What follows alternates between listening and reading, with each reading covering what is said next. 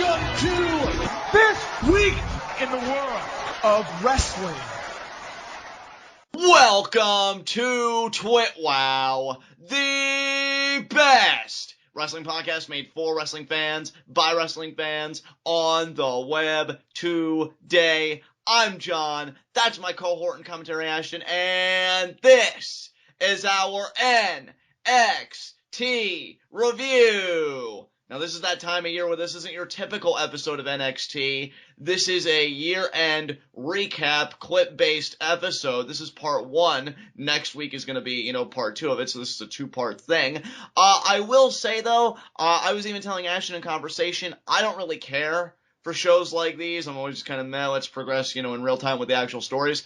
But the clips they highlight and how they did it tonight for part one, I thought was really exceptional. I thought they really captured some of the best moments of the year. I mean, sometimes you get them where they're kind of questionable, but I thought they were pretty spot on with their picks. And it actually makes me less begrudgingly going to watch part two next week. I feel like I can actually be open to it. What about you, Ashton? Yeah, it's funny, too, because we've been working on these year-end awards that we're going to be doing a commentary for tomorrow.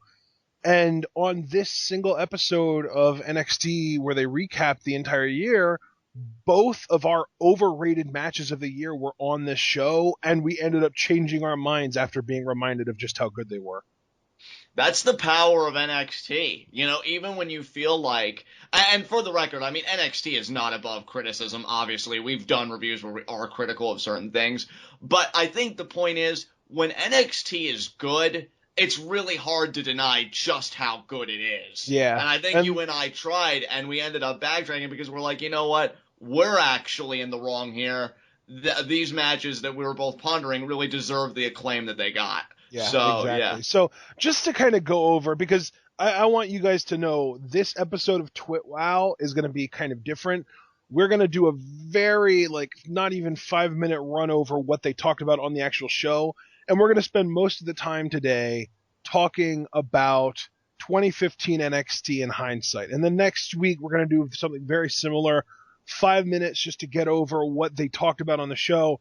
And then rather than reviewing 2015 a second time, we are going to look forward and talk about what we want to see from NXT in 2016. Yeah, so there you have it, guys. So let's get right into it. Just a very quick overview of the highlights presented here tonight. Okay. Started off with Owens versus Zayn. They showed the finish to their match at NXT TakeOver Rival with the ref stoppage, which was really unique at the time, and we both loved that. So then we kind of moved on. We got a Hideo Itami video package, and then they showed the parking lot footage of him getting hurt, and then we saw some highlights of Breeze versus Balor from Unstoppable, which would have been a triple threat had Hideo not gotten hurt. He would have been a part of. Then we saw the finish to Cesaro Neville, a match that has not been shown yet on the network or on WWE television. That was at the Arnold Classic. And then we saw a really cool kind of recap video package kind of thing for the 4 horsewomen of NXT. They talked about, what they all have in common and how great the chemistry is they have and that kind of stuff. And then we got to see the final 5 minutes of Sasha and Bayley's Iron Man match, Iron Woman, whatever, at NXT TakeOver Respect. And John, this was originally going to be your overrated match of the year, but we saw it and we realized, no, this match was really good. And plus, I don't think any of us have seen that match even mentioned on a match of the year list like you thought it would. No, I really haven't seen it. I've seen it in some runners up and certainly in conversations, but as far as the deciding factor, as you were telling me in conversation, it's usually the Brooklyn match that people opt for, which I certainly can't blame them because everything about that was perfect. Right. Really great highlights here, and the Iron Woman matchup, I definitely had to reconsider my premises, and NXT might have saved my life because me kind of slandering these two women, I might have been impaled on a spike, so good looking out there, NXT. Right, and then we saw some really cool highlight packages of all of the new era NXT talents that we got this year. Zack Ryder coming down to NXT from the main roster, Rhino coming in, James Storm's appearances, Samoa Joe obviously being the most prominent of the group, and then we saw a recap of Joe versus Corbin in NXT TakeOver Brooklyn. Solid match, we both enjoyed it. But then we had sort of our main event of the show was the last few minutes of John Cena versus Kevin Owens from Elimination Chamber, and this was actually originally going to be my overrated match of the year, just because I felt like the only reason that people were really praising it was because Kevin Owens beat John Cena, which, I mean, that's a great thing, but that doesn't make the match any better. And then we saw the match, and it reminded me of the fact that, like, we got to see Owens tease the package pile driver, and he had, like, the middle rope neck breaker and all this cool stuff that I had forgotten about. So really, I'm thankful that they showed both this and the Iron Man match highlights, because John and I both kind of got saved from that. So now we both have new overrated matches of the year, and I think we're going to have to go watch them, or at least watch the last 5 minutes of them, just to assure ourselves that these are the correct new choices. Yeah, absolutely. And I gotta say too, man, seeing this whole highlight reel from NXT tonight makes me super pumped for our award show on Thursday. Tomorrow. Tomorrow, man. Tomorrow. We're doing it. It's gonna be an amazing commentary, I think. A lot of great discussions. So long. Yeah, it is. Well, I mean, you know how you and I do. Substantive discussions all day, every day, and certainly won't be any different here. But yeah, just seeing that matchup, the Owens-Cena matchup from Chamber, got me so amped up for it, because, yeah, those two had a clinic, and I love that this clip show, this highlight show, was kind of structured in a way where they saved the best highlight for last, one of their own, beating the top dog in John Cena. I thought that was structured perfectly, and I really appreciated that. Absolutely. Yeah, this was great. So that's pretty much it. Then we had, at the very end, we had a nice little kind of, joke where Rich Brennan bought Corey Graves a Christmas present, and Graves just kind of threw it to the side, and that was hilarious, just because Graves is so good. But, John, let's talk about 2015 in NXT, and specifically, if we want to go chronologically, let's go back to the beginning of the year. Do you remember some of the classic Sasha-Charlotte matches that we got to start this year? Oh my goodness, Sasha-Charlotte, what a rivalry. Where both women, I think, were utilized a lot better than they are now. And Charlotte, I think, was a lot more entertaining and enjoyable, because it wasn't so much about her personality. It was more about her in-ring work, especially when she worked with people the caliber of a Sasha Banks. Yeah, those matches were gems, dude, and really put the NXT Women's Division, well, it was already kind of on the map, to be fair, but it really further emphasized, further cemented, its place in the NXT hierarchy as just one of the best divisions. Yeah, so, I also think if we would have gotten the beginning of that feud, that was really like the first few months of the last few months rather of 2014, if that whole feud would have happened in 1 year, I think it would have been a feud of the year pretty easily. But the fact that they split it up between the end of 2014 and the beginning of 2015, you can't really pick a feud that only lasts 2 or 3 months for each year.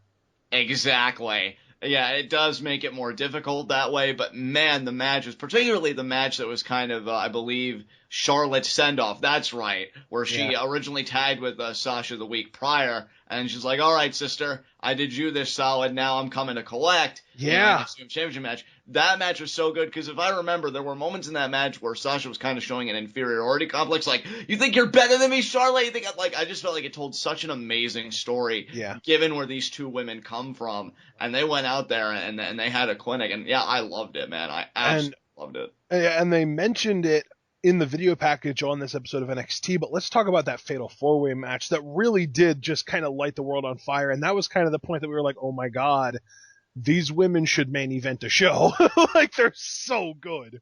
Yeah, dude, that Fatal 4-Way was amazing. The false finishes, just everybody getting their stuff in. I felt like this was Becky Lynch's moment to shine, was this match. Yes, I was even just going to say that match really did kind of feel like Becky Lynch's almost coming out party, because she got so many great moments where she really shined in that match and just suplexing everybody.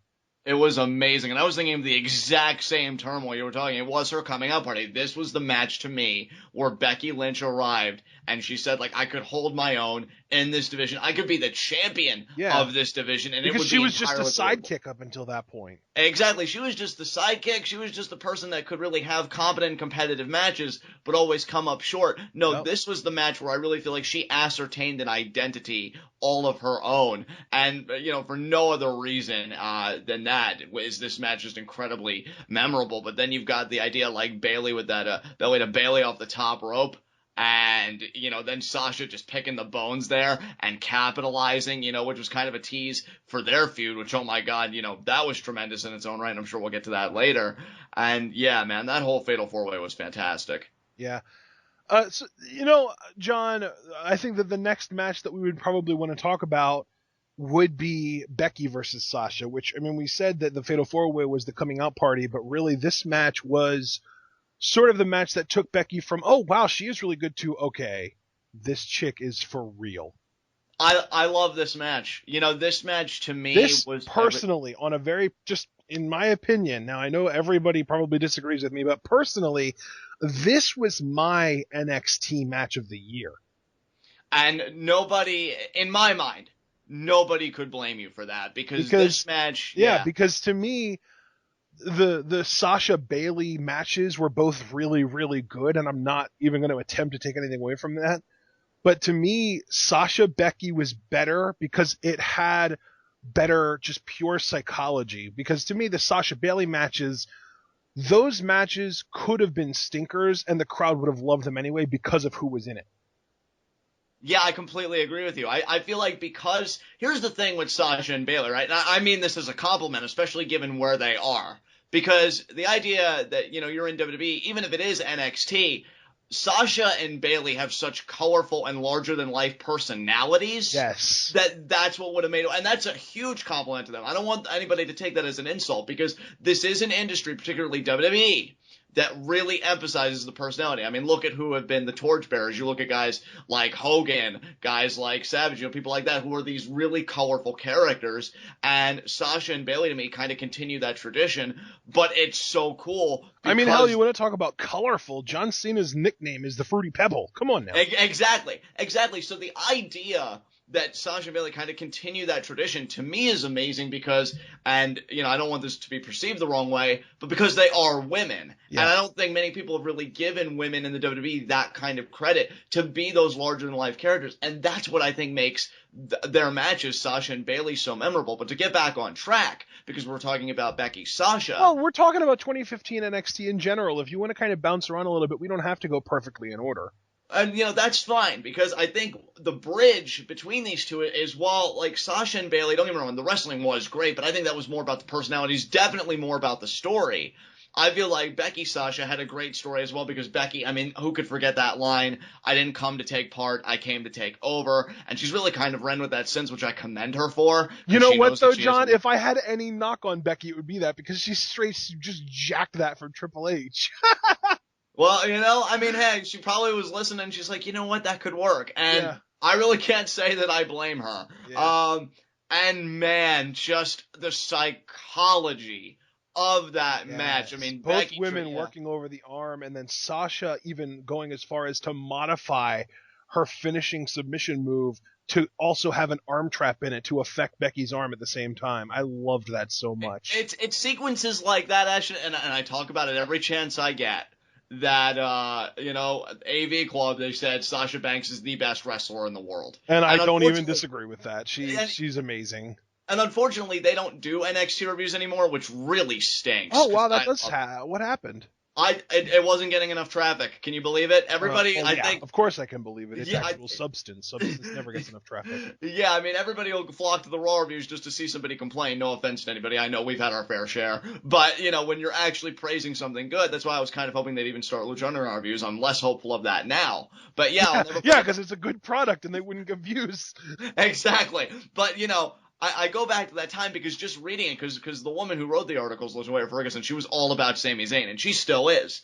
But she even had to, after I think seeing that match, or just Sasha Banks' body of work in general, had to say, you know what, it's not Sami Zayn. This young woman who, I believe, isn't Sasha Banks only 23 last we checked? Yeah. 23 years old, and setting the world on fire to the point where wrestling columnists like that are like, you know what, I love Sammy to death, but this woman is changing the game. And this matchup between her and Becky did it right alongside her. It takes two to tango. And Becky really showed, like, hey, it's not just the Sasha Charlotte variety hour. Becky Lynch is carving a place here too. And that's kind of my thing, is that we've already seen Sasha versus pretty much everybody. The only match that I don't know if we've seen yet that I really want to see is a babyface, or at least a tweener Sasha versus heel Emma. I would want that so bad. Or Sasha versus Asuka, but I think everyone wants that. But we've seen Sasha versus all three of her sort of four horsewomen stablemates. And to me, the Bayley matches are good, but those are the weakest of the bunch. And the only reason that people praise them as much as they do is because of the build to them and the storyline that goes into them and the characters that are, like you said, these larger than life characters. Well, let's just be real, right? And again, this isn't a knock on the matches or a detraction. Bayley is just a really incredible babyface. That's exactly what it is. Bayley is maybe like a 7.5 to 8 out of 10 as far as technical wrestling goes, but her character and how over she is as just a pure bred babyface is a 10 out of 10. Exactly. I mean, I've even read articles, dude, I'm not even kidding you, where they say, like, Bayley has that face of the company, top star of the company kind of potential with how ridiculously over she is. Yep. In fact, some would probably, I'm not saying I'm one of them, but I wouldn't be surprised if I came across people who would say that she's the face of NXT right now, and Finn Balor's the freaking champion. Yeah, you know? I think that it's definitely between the two of them, but I think right now, I would imagine that if you would look at merch sales and whose segments get watched more and who kind of draws more people to the arena, I would think Bayley is probably higher up on that ranking than Finn. And how amazing is that to say, knowing that this is NXT? I mean, this isn't an all-female promotion like Shimmer or something like that. I mean, you're talking NXT, which is a branch of WWE, and Bayley is just, I mean, you know, no pun intended here, but she's taking over the world. I mean, John, if you want proof that it's not necessarily 100% the talent, and it's a lot to do with the NXT system compared to the main roster, look no further than the Sasha Banks versus Becky Lynch match that we just got on Raw. It was basically as long as their Unstoppable match, but it was a fraction of the quality, and it's not even necessarily that the match itself was bad. It's just that we didn't have any reason to care about it, and the crowd felt the same way, and they let it be known by chanting boring. There was no emotional investment that warranted that kind of time. Yeah, None. Well, and that's the thing, too, is that on the main roster, you are literally taught, and the Bella Twins have even said it in promos in the ring before, that in the Divas division, wins and losses do not matter. Yeah. Whereas in NXT, you're basically trained to see wins as the best thing, because wins, if you can chain a few together, lead to championship opportunities, and the women's championship at NXT is incredibly valuable. I'd still say, you know, with Bayley as champion, honestly, I'd still say the NXT Women's Championship is the most prestigious title on that brand. Yeah, I completely agree with that. I think that even in the entire WWE, I would put that probably third in the entire company behind the world title and the U.S. title. And even now, it might even be ahead of the U.S. title until Cena gets it back. Yeah, I was going to say, I would even put it a little bit above the world title, actually. I feel like the U.S. title had a phenomenal year, but again, we can save those kinds of discussions for tomorrow, which is going to be epic. But yeah, I mean, just knowing, man, that the women have made the championship that valuable, and again, it comes back to matches, the quality of a Becky Sasha or Bayley Sasha, like, they've just done tremendous. And yeah, man, that whole match, I don't blame you for having that as your NXT match of the year, because the idea that Becky earned everybody's respect after the fact, they were chanting, you know, her theme music and everything else, and she gave it everything she had. Just absolutely wonderful. And again, I was saying earlier about how Bayley's such a phenomenal babyface.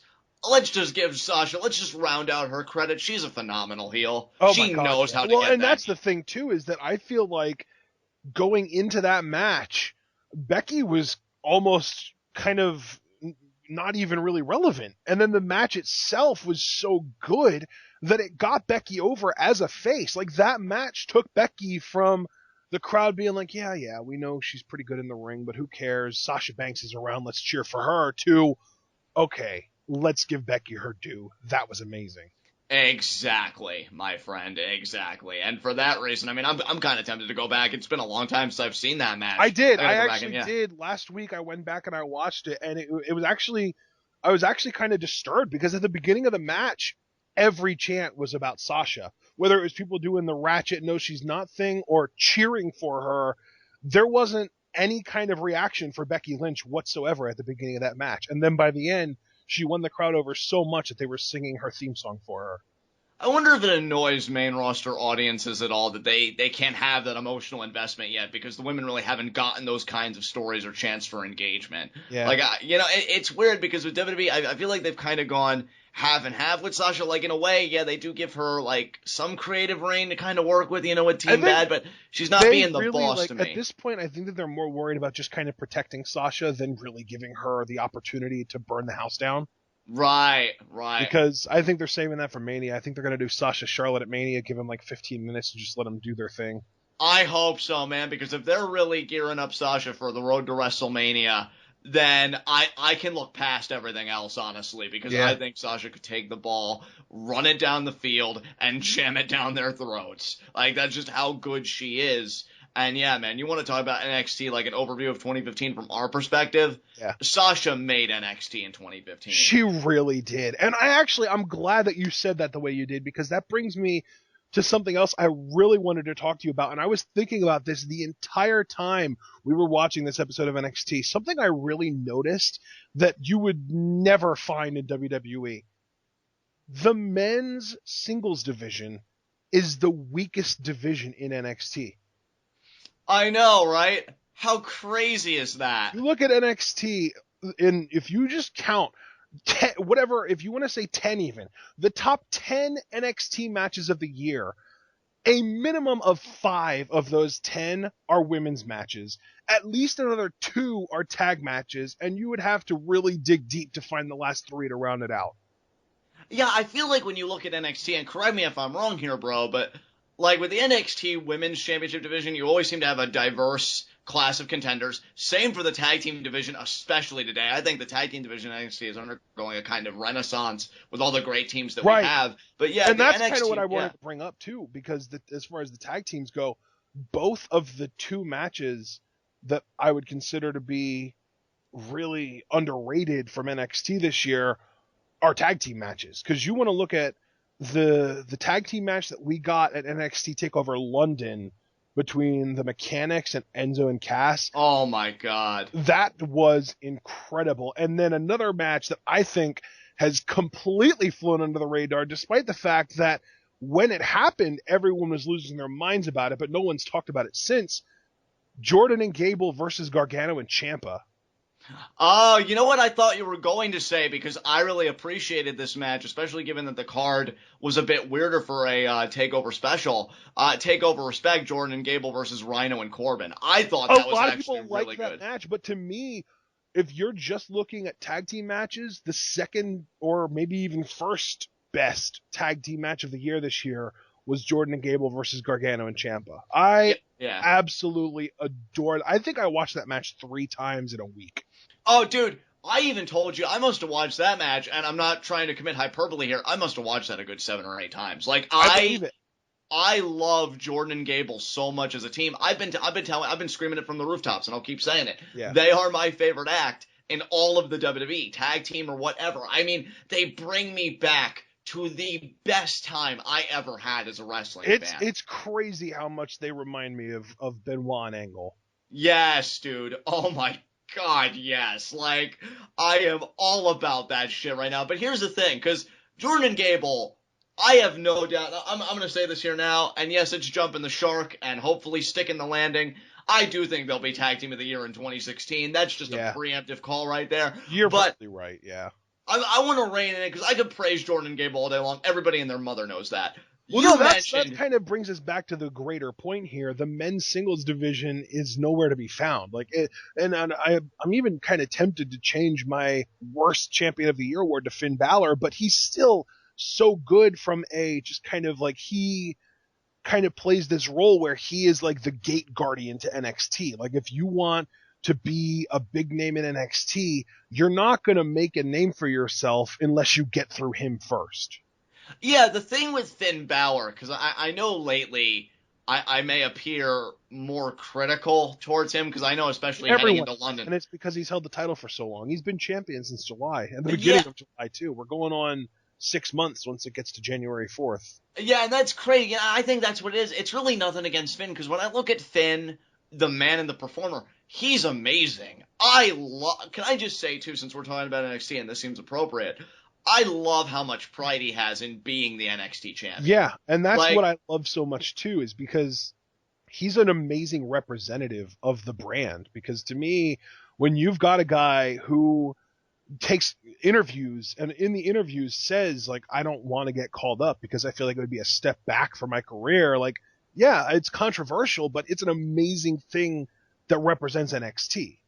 Exactly. I mean, when you have a guy that says something like that, when NXT, for all intents and purposes, is supposed to be the developmental system, holy crap. Because, I mean, let's take a look at the totality of the picture here. Finn Balor, a.k.a. Prince Devitt, the founder of the freaking Bullet Club, just put NXT over huge. Anybody that follows, the circuit or follows, like, the big time stars on the scene is probably thinking to themselves, okay, I have to come to NXT. Like, that is the best possible press you can possibly be afforded. And Finn is a proud man and proud to be NXT champion. I think that's the only reason why I've stayed on this ride with him for so long. Did I want Joe to beat him at London? Absolutely. I still would have given the chance to be asked again. Would I want it? But is Finn a great champion? You're damn right. I don't know if there could be a better champion right now in terms of what he does for the brand. I mean, he's just absolutely amazing. But you're right, though. I think another problem with the reign isn't just the length, but I always feel like there's that core group of contenders, really. There really isn't much nuance or diversity, which is why I was so elated when you and I watched that exclusive where Baron Corbin said, I'm declaring myself number one contender. Well, good. It's about damn time. Like, Jesus. I've been waiting for you to get this title shot for, like, months. Whereas, like, with the tag team division and especially the women's division, I don't know if you'd agree with this or not, but I feel like people that we feel are owed title shots, I feel like the pacing's always perfect, and they do get them right when you think they should get them. I don't really think there's, like, this waiting or whatever. I don't know about the tag division, because the tag division's so stacked that it's impossible for everyone that we feel deserves a tag title shot to get one. Right. Like, right now, I still feel like Buddy and Murphy haven't been given their just due. Right. Did I say Buddy and Murphy? Yeah, I think you did say Buddy and Murphy. I'm just used to calling him Blurfy anyway. Blake and Murphy. Yeah. I feel like they could. I want to see them versus everybody. I want to see Jordan and Gable versus everybody. I want to see the Mechanics versus everybody. I want to see Enzo and Cass win the goddamn championships once. Dude, just real quick, I don't want to make this into a big discussion, but I've got to say, since you brought it up earlier, that Mechanics, Enzo and Cass match from London, the best, in my mind, tag team matchup for those championships since its inception. Yeah. And the crazy thing, too, is that, in my opinion, there was a match earlier this year. I don't remember. I think it was at TakeOver Rival, but it might have been at Unstoppable. I don't remember. Lucha Dragons versus Blake and Murphy, to me, was a contender. I'm not going to actually give it the award, but it was a contender for underrated match of the year. And the only reason people didn't like it is because there were like 2 botches early on. And some people, if somebody botches, they just completely check out. Whereas for me, I'm just like, okay, they botched, but they recovered. Let's go. And the match got amazing. Yeah, it did. I got to be honest. That's always one of my pet peeves. With certain critics. Like, I can understand. When I see a botch, does it take me out a little bit? Certainly, because I feel just that brief disconnect. But when you're as good as these two teams were, and, still are, when given the chance, like, that finishing sequence, because I think that's when they debuted, Buddy Murphy with that running vertical suplex, and then Wesley Blake with the frog splash, which was a thing of beauty. I don't know if it was the debut, but I know that was the finish. Yeah. And just absolutely incredible. Like, you're talking about, I'm so glad to see Kalisto on the main roster at least get a little bit of shine, and I think they really do want to do something with him. I think timing is everything. But when Blurfexa, and I've been saying this, and I know you say timing. Sin Cara is injured, so if there's ever a good time, it's right now. Yeah, and I agree with you, absolutely. Which, by the way, loved Sin Cara's tweet taking a shot at the original Sin Cara about actually sucking up his injury and finishing the match. Yeah. You, sir, are a boss, and you have my respect. Yep. But, I've even said to you, and I know you agree, if Blurfexa as a trio would come up as an act, oh my God! I mean, I love New Day to death, but I was just gonna say, just imagine Alexa Bliss exchanging verbal barbs with the New Day. I could just see her like Because Xavier Woods, I feel like is like great at selling and like pretending like he's in all this agony. But Alexa Bliss just like slapped Xavier Woods, how he would sell it and how they would be so indignant about it. Yeah. Like, and then, just like freaking out. Interaction between those two teams would be amazing. And I mean, that's just. Well, and you're talking about an interaction between an NXT team and the New Day. I'm still waiting for Enzo and Cass to get the call up. I know you are, guys. Because we're not back to doing Raw reviews yet, but we will be soon. I know me and Ashton in conversation with this past Raw, which was in Brooklyn, like Ashton was like, how great would it be if Enzo and Cass interrupted the New Day? Because they were just running down Brooklyn. And I even told him, and he knew it, but I even told him, I'm like, well, that's going to be a missed opportunity for them. And you're like, oh, you're so right, and I know it, but still would be amazing. Yeah, those two teams, man. Damn, that's man. My thing, too, is that, like, it's the WWE, so as sad as it is to think about, the New Day is going to break up eventually, and I want an Enzo Cass New Day feud before New Day breaks up. Yeah, I don't like the idea of New Day breaking up, but you're right, all teams eventually do. That's the other thing that sucks to think about, but Enzo and Cass are probably eventually going to break up too, and I want these two teams to meet before any of them break up. Yeah, I completely agree with you. A lot of people like to do, their fantasy tag team warfare. That, to me, is the feud. I mean, because we just got done earlier talking about what made Sasha and Bayley so great was the characters and the larger-than-life personalities. Can you imagine the promos between these two teams? Like, nothing would top that. Yeah, exactly. And then you toss in Alexa Bliss just being bitchy to everyone, and Xavier Woods being Xavier Woods with the trombone. I could picture him like playing the trombone in her face, her taking the trombone and breaking it, and Xavier Woods looking like his dog just died. Like, that's the kind of stuff I think about. Could you imagine, though, a triple threat or a triple ladder match, right? Blake and Murphy versus Enzo and Cass versus Big E and Kofi with Alexa, Carmella, and Xavier all fighting verbally on the outside. Oh my God, that sounds incredible. Give all three of them a mic and just see what happens. And take note, guys, that this is all about tag teams. Like, this is how great the NXT tag team division is. That's kind of been my whole point this entire time, is NXT's men's singles division is very shallow, and I think a lot of it does, and I know someone probably commented 15 minutes ago already saying, well, Ashton, of course it's not a great singles division, everyone's injured, and yeah, that is true. Sammy was hurt for most of the year, Hideo's been hurt most of the year, we lost Owens to the main roster, we lost Neville to the main roster. Honestly, Owens was great, but I think losing Neville to the main roster was the bigger blow, because just in hindsight being 2020, I feel like Neville's matches on live specials were the ones that kind of turned into match of the year contenders. Well, he's just so exciting in the ring, and I've got to give Neville credit for this too, because I feel like that's an aspect that probably won't get talked about much for him, when everybody does their year-end review, and I know a lot of people have been pumping theirs out already. But when Neville had to be more of a heelish character in his feud with Zayn, I thought he did great character work. Well, and that was in 2014.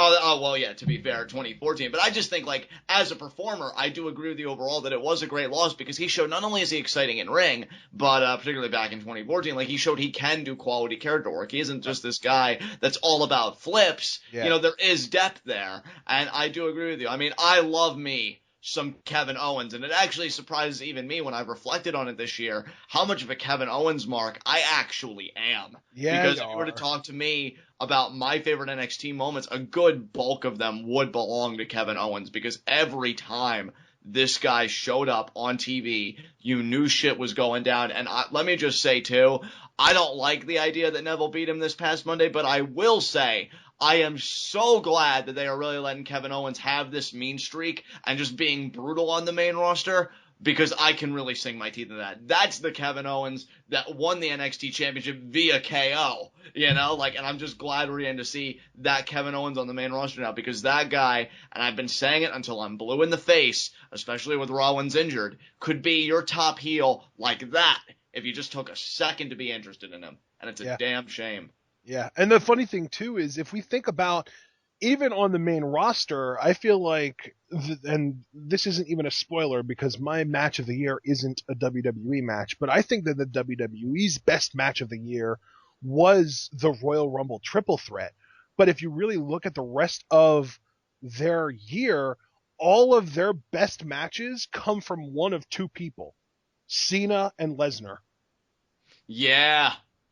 Yeah, I John completely Cena, agree. and I would say a good 70% of the nominations for WWE's Match of the Year are Cena U.S. Open challenges. You look at Zayn, Owens, Neville, Cesaro, like, it's insane how many incredible matches he had this year.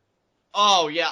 Look, John Cena, and particularly the U.S. Championship and the U.S. Open Challenge, is going to be a big point of conversation, I'm assuming, for both of us come tomorrow. I have a lot I want to say about that, but yeah, it was great how many NXT guys answered that challenge. I mean, it sucked for Zayn initially because he did injure himself in that match, and then, of course, he had to take the time off. But man, just like the gutsy performance and in his hometown and just the environment was perfect.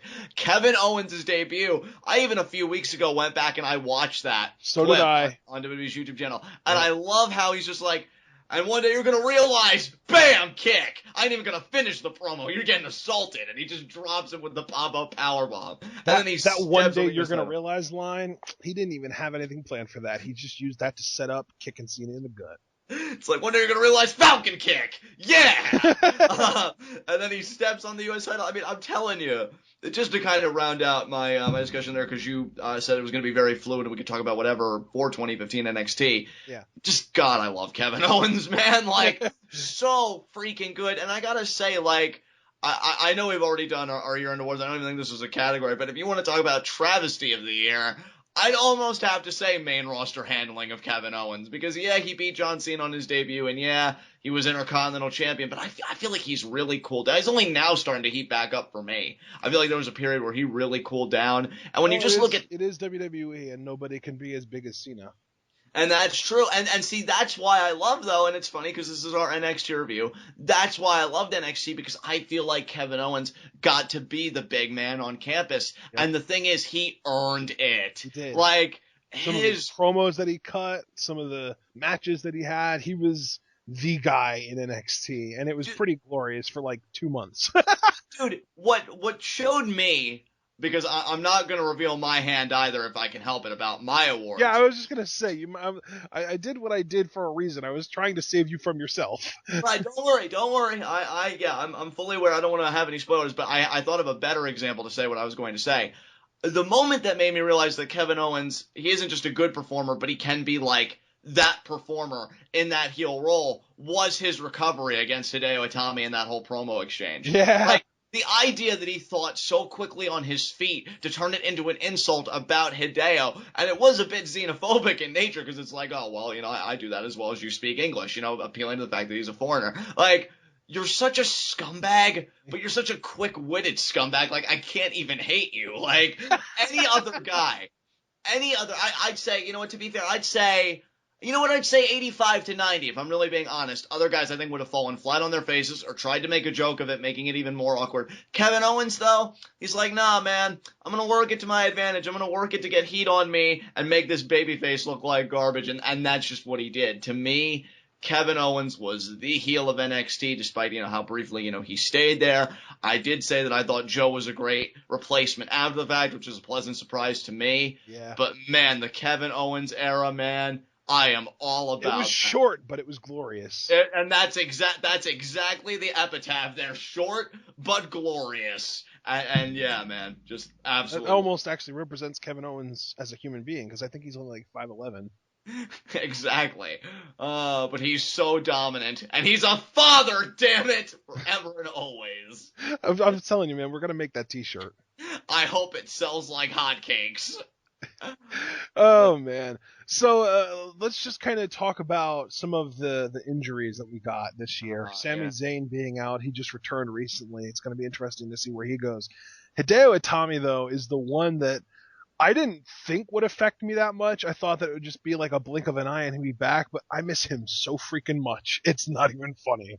I'm glad you said that, because I don't say this to be controversial, but I think in the context of NXT, I do feel like Hideo's injury was the bigger loss, because to me, Sammy was primed for a call-up. I think had he not gotten injured, he was going to be on the main roster. I will say, though, I don't think that his sort of debut match against John Cena was a full-on call-up, because if you watch, he had like the NXT logo on his Titantron and everything. Right. So I do think that was probably intended to be a one-time thing, but I don't know, man. I feel like the Kevin Owens thing was also intended to be a one-time thing, and then, people get hurt, and he got the main roster contract pretty quickly after that happened. Yeah, to me, dude, and I could be wrong about this, obviously, but I think it was one of those things where, okay, we're going to have Sammy do this, but we're also going to have him round out his business on NXT. When that business is rounded out, though, he's coming back here and he's carving his niche here. And it's just a shame they didn't get to do that. Whereas Hideo, honestly, even much to my kind of surprise, when I reflect on it, I still feel like he had a lot more to give in terms of, the company pacing him to NXT. Well, I mean, if you really think about it, there's a really, really good chance that the original plan was to have him win that number one contenders triple threat involving Balor and Breeze and go on to win the NXT championship in Japan, which, I mean, the fact that it's in Japan, obviously there are connections with Balor there, but to me, the fact that it's in Japan spells out like, oh my God, they wanted Hideo to win the title in his home country. Exactly. Like, WWE may do stupid stuff at times, but I mean, they would not miss the boat on PR like that. Having a guy, the star power of Hideo winning the NXT Championship in Tokyo. It was going to be him. I can tell you that with all the confidence in the world. I'd bet the house it was going to be him, and they wanted to give it to Balor, which is fine because his reign, has been solid. Again, great workhorse, great guy. You know what, though? I will say, I do think that Hideo would have had a better run with the title because really, if you think about Finn's run, nothing really about his character has progressed. Like, I think that's the most disappointing. This is a tangent, but I want to say, I think the most disappointing thing to me about NXT in 2015 was the lack of character progression that we got with Finn Balor because he won the championship and there was this huge buildup in at least what we were seeing where his body paint was growing. Like at first it was just kind of his upper chest and then it went down further. And by the time we got to the Beast in the East live special with the Lesnar Kingston match, frickin' Balor's body paint was all the way down to his knees. And we were expecting like Brooklyn, like, oh my God, it's going to be his entire body. He's going to turn heel. He's going to turn into this pure demon. We're never going to see Finn Balor ever again. He's just going to be the demon from now on. And then they completely toned back on it. Like they pulled back on the body paint and it's like completely reset that whole sort of story or the underlying story arc that was going on. And that was like, to me, that was the point that I lost interest in Finn Balor because he went from, oh my God, this body paint's growing. It's getting bigger. He's going to get overtaken and completely, possessed by this demon.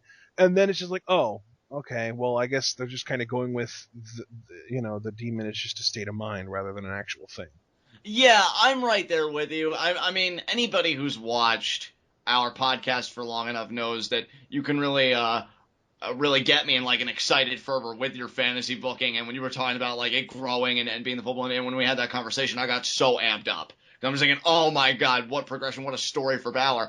And then when nothing came of it, I was like, well, Finn's still great, but I feel like that's a missed opportunity there. And that's the thing. I think what's disappointing is not that Finn, didn't have any progression, because I think we both can agree that he's more than capable of, like, taking any character, any progression, and running with it. They just didn't do anything with him. They just didn't do it. Like, NXT just didn't think to afford him any progression. In fact, really thinking about it now in conversation with you, that's probably why I was so engrossed in the Balor-Joe feud, because seeing Balor that vulnerable to me was just new. I know Kevin Owens sometimes had his back against the ropes, but I don't even think Kevin Owens was as dominant as Joe was going into Joe's title match against Balor. And I really appreciated seeing Balor that vulnerable. And then, like, yeah, you and I were even discussing, like, oh, wait, the Demon's undefeated, but Joe's been so dominant, so there was that intrigue there. But yeah, I mean, that's why, too, I'm hoping when Hideo does return, because he will. I mean, it's imminent. It's only a matter of time. Yeah, I think it'll be within the next 2 months. I would still love, Joe lost his championship match, which is unfortunate, because, again, I think he would be having an amazing run right now. But I would hope maybe, that Finn would have taken him out and been like, you had all this momentum. I wanted the NXT championship. I wanted another shot. And yeah, that's why I ran you down. It was, it was me, Finn, or it was me, Hideo. It was me all along. So I really hope that we still get that Finn Balor heel turn that you've been theorizing about for, several months now. Well, I don't see how they can even do it at this point. To me, they've had 2 opportunities to create a heel champion that would make enough intrigue that Hideo coming back and challenging for the title would be incredible. The first one being turning Balor heel at the Dusty Rhodes Tag Team Classic, and they completely passed up on that. And then the second one is having Joe win the title at NXT TakeOver London, and again, they passed up on that. So I like having an idea with kind of what they're planning and knowing sort of what they're going to do with Hideo when he comes back. And right now, I have no clue whatsoever. Yeah, I mean, I'm right there with you. I mean, I really don't know what the plan for Hideo is. And now we have to wait another week on top of this one just to find out, because next week is another recap show. I know. I mean, I would have loved, and maybe they'll do it, but I'm highly doubtful given, like, the shakeups we've had, people to the main roster, injuries, this, that, and the other. But I would have loved when Hideo came back kind of doing what Stone Cold did back in 2001 with his rundown storyline, trying to find out who it was that attacked him. Because Hideo's such a badass. Rikishi. Like, beg pardon? Rikishi. Yeah, Ricky, I did it for The Rock. But, Hideo's such a badass. And I mean, you think about how he debuted in Cleaning House of the Ascension and then sitting in that chair and like, come on, step in here. I'll take you for a drink. Come on, just bring it on. And I love that. I love the idea that he knows he can kick your teeth down your throat and not think twice. So a guy like that coming in and being like, did you run me down? Did you have the balls to run me down? No, Hideo, I promise. Just go into that whole thing. Well, I think, honestly, wouldn't we know who it was? Unless, did he have a promo where he said that he was attacked from behind? I think he did say, yeah, he was attacked from behind. All right. Well, unless anyway. they want to. What were we gonna say? No, I was just gonna say anyway. It's, to me, the only really great thing that they could do left with Hideo is if they call Finn Balor up before he loses the title, and they strip him of the title, and then we get a tournament which the finals ends up being at NXT TakeOver Dallas, and it ends up being Hideo versus Joe. Yeah, I'd be cool with that. To me, like that, and I keep on coming up with these ideas. Maybe they don't even have plans to get Hideo back in the title picture right away. Maybe they want to give him the title later this year or in 2017. I don't know. I don't know either. It's a shame, too, when you look at the bigger picture, because we have to understand, and I know you and I do, we always keep it at the forefront, like, this is a business. Guys want to move up, if for no other reason, for greater financial security, right. Bigger paychecks, bigger opportunities. To me, if Hideo hadn't got hurt, I'm not saying he would be on the main roster already, but I think he'd be so close at this point of the year, like going into 2016, because I feel like he would have been doing stuff by now. See, and I disagree with you. I think that if he had won the title, I feel like we might already have Finn Balor on the main roster rather than Hideo. Yeah, I feel like right Finn has been in NXT for so long because they need somebody to hold down the fort.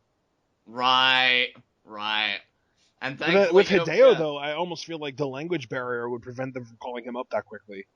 That's true. Even though Hideo, and I wonder like how much he's improved, because you'd have to imagine like his injury, I'm assuming, hasn't inhibited him from, taking language lessons or improving on his English. Oh, yeah. He was already working hard on it when he was healthy and, on TV. I can only imagine he's gotten even better with his time off, because that's just the kind of guy he is. Guy's a goddamn workhorse. He is. But I do agree with you, man. I'm glad you brought that up, because I do think Finn, I'm just so thankful he's not only comfortable, but loving his spot. Yeah. That Finn would have been there. It would be I don't know. Such a perfect story if it would turn out that he was the one that attacked Hideo, though, because he had the most to gain. He really did. And, if they're not going to do that, then my thing is, and maybe I'm speaking for myself here, I hope, knowing that Hideo is going to be coming back soon, pull the trigger and really make Baron Corbin your top heel. Have him be the guy to beat Balor, and finally have that run. I think he's waited long enough in the NXT title picture to even get a shot. Let him go all the way. I think him and Hideo could have a very interesting program. I'm intrigued by a Corbin-Itami matchup personally. And it even fits in with Corbin's new gimmick, the whole I hate indie guys gimmick. Exactly, like you think just because you did this or that. He sees Hideo Itami as an indie guy, even though he was one of the top stars in Japan for years. Exactly. Go back to Ring of Honor, Hideo. He did wrestle in ROH though, so. Well, at least that counts, unlike Apollo Crews. Yeah, so, exactly. But yeah, I mean, it fits in with Corbin's Go back gimmick. to New Japan, Hideo. Yeah. Wrong promotion. He was in Noah. So yeah, I mean, I'd love if Why don't you go back to AAA where you came from, Itami? Baron Corbin. Wrong country, you douche. Baron Corbin, a Scott Steiner 2.0. What did you call him? A more articulate Scott Steiner? Yeah, a more articulate Scott Steiner. That's perfect. Corbin. All right, I think this is a good wrapping up point. Actually, do you have any other thoughts that you want to talk about from 2015 in NXT? Now that you mention it, I don't think so. I think this really is a good wrapping up point. I think we talked about all the major things that you and I really marked out for this year. And we'll talk about what our biggest mark out moment of the year was tomorrow. Oh, you bet we will. Yeah, we will. Spoiler alert, mine actually is from NXT this year, so. Nice. But, yeah, next week looking at 2016 should be epic. But yeah, as far as 2015 goes, I've said all I need to say, man. Absolutely. All right, guys. Well, this is NXT TWitWoW, so John, I'm going to let you close us out. All right, guys. This has been NXT. This has been TWitWoW, the best wrestling podcast made for wrestling fans, by wrestling fans, on the web today. I'm John. That's my cohort and commentary, Ashton. Guys, be sure to comment and subscribe on YouTube. Ashton, do you have any questions for our subscriber base this week? No really specific questions. Just guys, just tell us, what'd you think of 2015 in NXT? I feel like, I will say, just in general, I think 2014 was a stronger year for NXT than 2015, but 2015 was still an amazing year. Completely agree. I would love to know what stood out for you guys in 2015. Maybe things that we didn't even think of. Yeah, that's my thing. I want to know what we missed, what we didn't talk about that you guys loved. Yeah, exactly. So get to commenting. Be sure to take the conversation over to Tweetoff. That is Pro Wrestling is taking over Facebook. I saw some people on your Twitter, Ashton, were wondering what that was. So I thought I could actually spell it out for people. Again, that is Pro Wrestling is taking over Facebook. He's going to spell it out for you.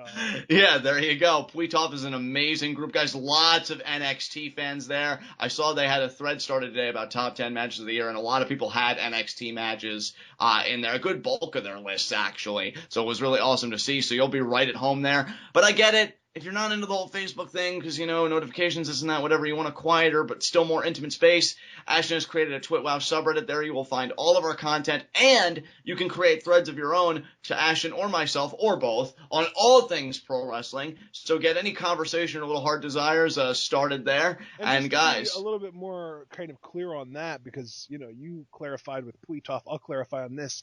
If you don't know how to get to the TWitWoW subreddit, it's actually quite simple. You have 3 options. The easiest one is just go to reddit.com and search TWitWoW. That's the easiest thing to do.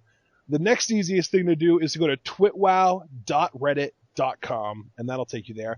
And then the sort of more official, appropriate Reddit URL is reddit.com/r/TWitWoW. There you go, guys. And with that said, we will see you tomorrow. Bring your best tux. Pop the bottles of champagne, because TWitWoW is ringing in the 2015 year and welcoming the 2016 year with a bang, looking at our year-end awards. It's going to be amazing. Substantive discussions abound. You're not going to want to miss it. So many categories. Definitely one of our best commentaries, I think, that we do each year. It's going to be a lot of fun, and we'll be honored if you would join us. And until then, tune in and peace out.